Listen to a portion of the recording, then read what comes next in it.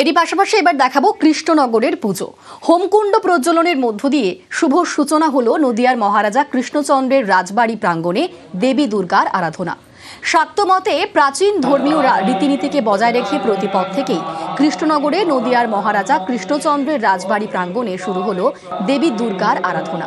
সোমবার হোমকুণ্ড প্রজ্বলনের মধ্যে দিয়ে দেবীর আরাধনা শুরু হয়। এই দিন সকাল থেকে নদিয়ার কৃষ্ণনগর রাজবাড়িতে দেবী আরাধনার সূচনা পর্বে অংশগ্রহণ করেন রাজপরিবারের সদস্যরা। প্রাচীন কাল থেকে কৃষ্ণনগরের মহারাজা কৃষ্ণচন্দ্রের রাজবাড়িতে দেবী দুর্গাকে মহামায়া রূপে পূজিত হয়ে আসছেন। রাজবাড়ির দুর্গাপুজোর অন্যতম প্রধান অঙ্গ হোমযজ্ঞ। প্রতিপদ থেকে হোমকুণ্ড প্রজ্বলনের মাধ্যমে হোমযজ্ঞ শুরু হয়, চলবে নবমী তিথি পর্যন্ত।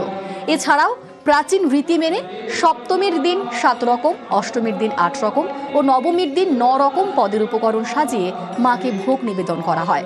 রাজবাড়ির পুজোয় থাকে আলাদা মাহাত্ম্য। পাশাপাশি যুদ্ধবেশে মহামায়া রূপী মা দুর্গার আরাধনা শাক্ত মতে হওয়ার কারণে এখানে বলির প্রথা রয়েছে। তবে বর্তমানে পশু বলির বদলে আখ, কলা ও কুমড়ো বলি দেওয়া হয়।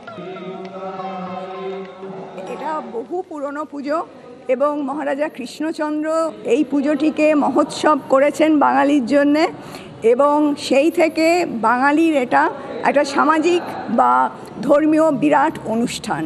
সেখানে আমরা চেষ্টা করি মাঙ্গলিক দিকটা পুরোপুরি সেইভাবে রাখার, এবং যুগের সঙ্গে নিশ্চয়ই পরিবর্তন ঘটেছে, কিন্তু আমরা অথেন্টিসিটিটাকে ধরে রাখার যথাসাধ্য অ্যাজ আ ফ্যামিলি চেষ্টা করি।